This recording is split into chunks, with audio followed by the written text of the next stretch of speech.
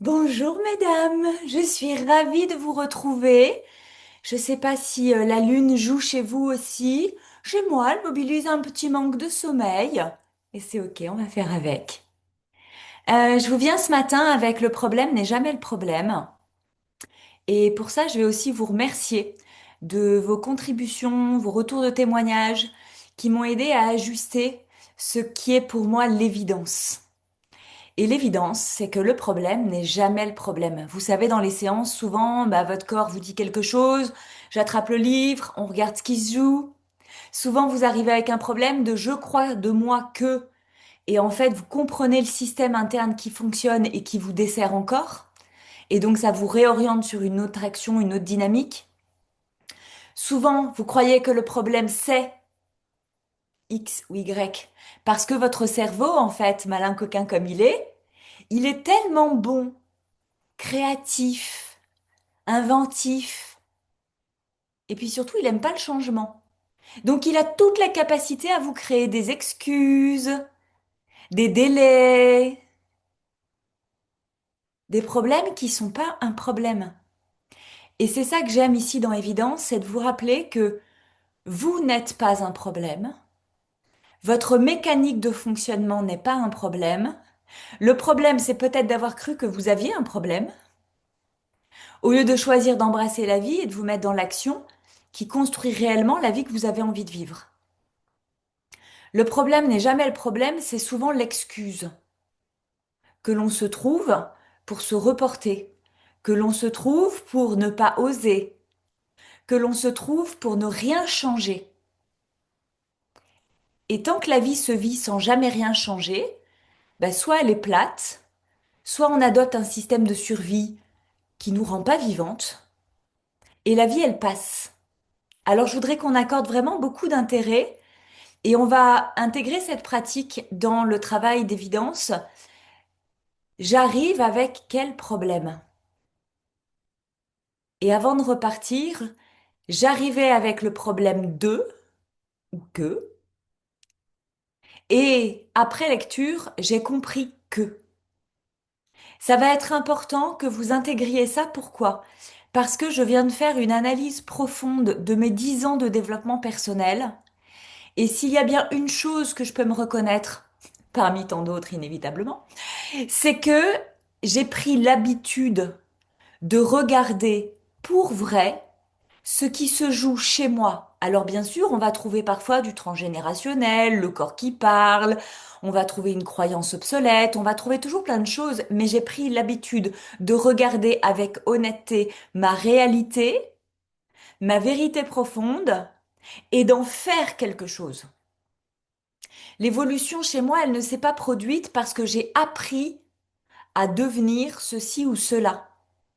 J'ai pratiqué de façon à ce que ça devienne une habitude. Et encore la semaine dernière, une amie me dit, mais c'est incroyable cette capacité que tu as à regarder les choses sans concession, sans compromis, sans me mentir. Et c'est là où c'est intéressant et en même temps assez difficile. Parce que quand il est question de se regarder avec honnêteté sans se mentir, c'est l'endroit où ça fait mal à l'ego, c'est l'endroit où ça tape dans la blessure. Et en général, ça se résume à ça. Soit ça tape dans la blessure, ça réveille un émotionnel qu'on n'a pas envie de gérer, soit ça fait mal à l'ego, et pour le coup, c'est un quin, quin, quin, quin, quin.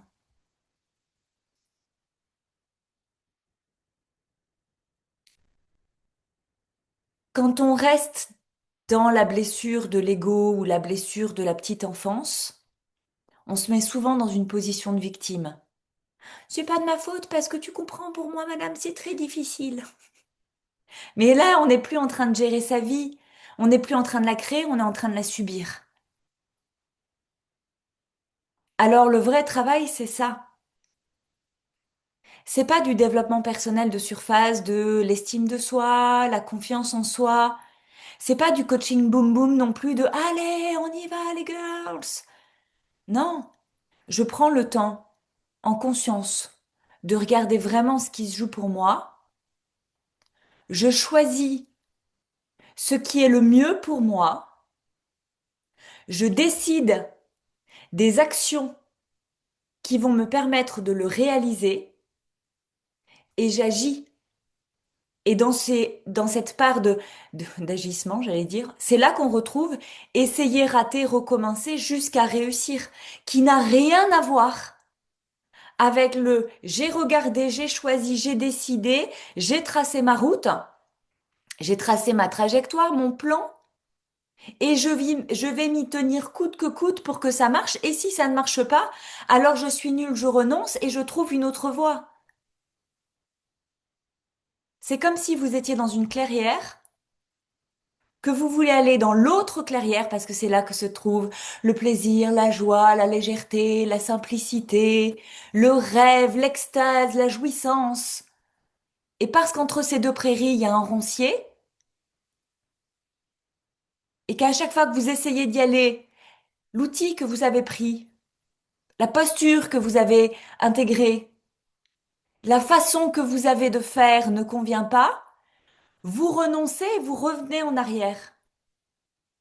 Et vous venez me poser cette question, Audrey, comment est-ce que je peux arriver de l'autre côté dans la nouvelle clairière? Le comment, c'est toujours essayer, rater, recommencer jusqu'à réussir. Certaines vont embarquer avec des combinaisons supersoniques et traverser les ronciers pour pas être piquées. D'autres vont y aller à la hache. Certaines vont choisir un pilote qui va se mettre devant et tailler le chemin avec elles. D'autres vont réunir une bande de copines et tous ensemble en chantant on va y aller. Il y a 1000 façons de réussir. Il y a toujours 1000 façons d'y aller. Mais il y a une chose à embarquer, c'est qu'à chaque fois qu'on se fait piquer par une épine, c'est de regarder le processus qui nous donnerait envie de reculer, qui nous donnerait envie de revenir en arrière et qui donnerait à notre cerveau les 1000 preuves nécessaires pour rester dans la vie actuelle, pour ne rien changer, pour ne pas faire d'efforts. Et c'est là où j'introduis la vraie question selon moi. Là où tu te trouves, si tu n'es pas pleinement heureuse, pleinement satisfaite, change quelque chose pour que quelque chose change. Et c'est utopique de croire que il est question de faire de la rumination mentale pour imaginer dans sa tête quelque chose qui est de l'ordre de l'illusion. Ah, un jour je serai, un jour j'aurai, un jour j'irai, un jour. C'est là maintenant en fait. Qu'est-ce que tu changes dans ta façon de te comporter? Qu'est-ce que tu changes dans ta façon de créer un plan? Qu'est-ce que tu changes dans ta façon d'agir pour devenir celle qui réussit sa grande traversée?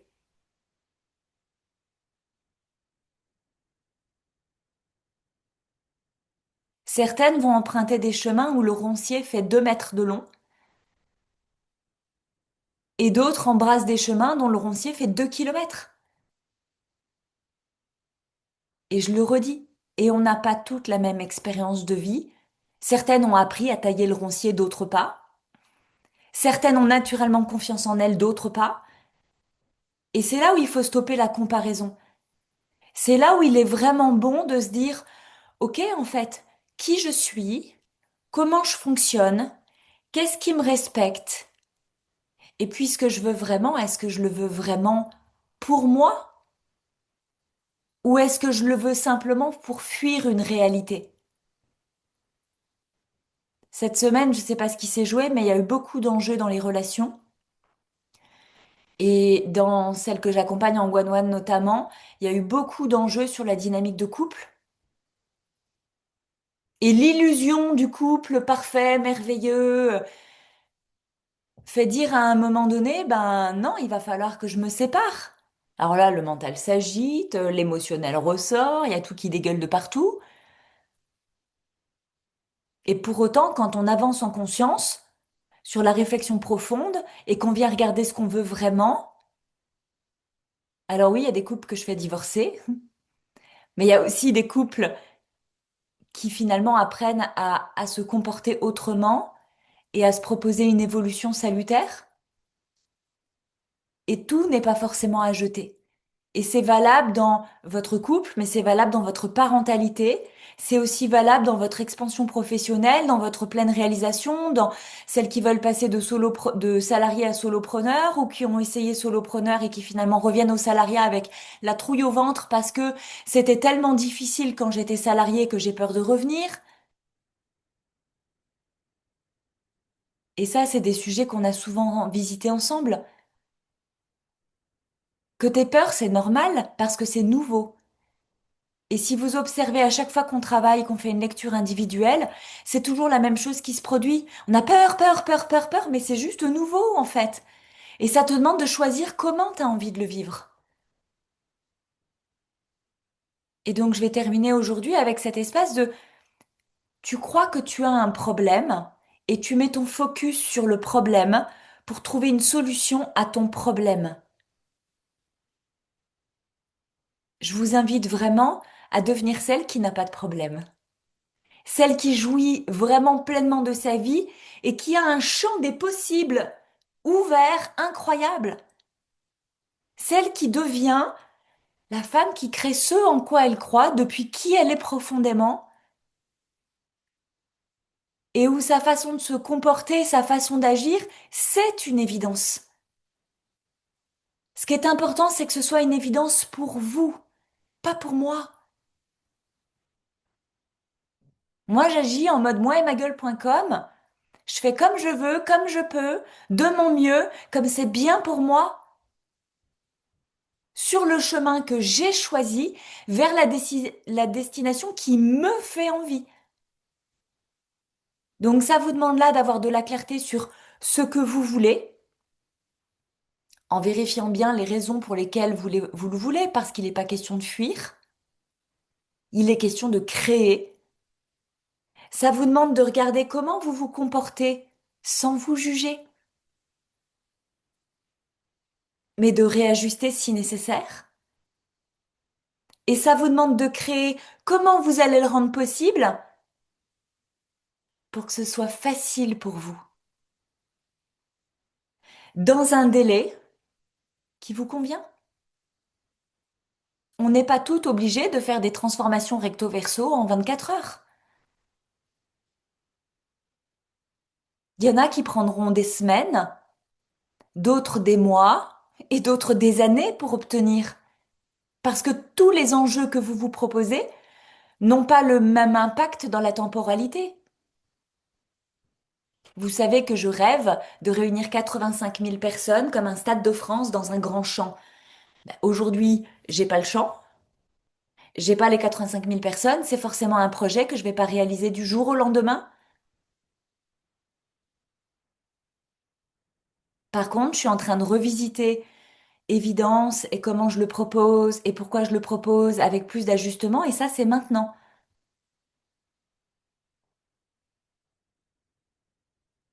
Donc, nous allons démarrer cette session aujourd'hui avec cette dimension où vous croyez que vous avez un problème et nous allons ensemble, lecture après lecture, faire en sorte que vous repartiez avec votre solution.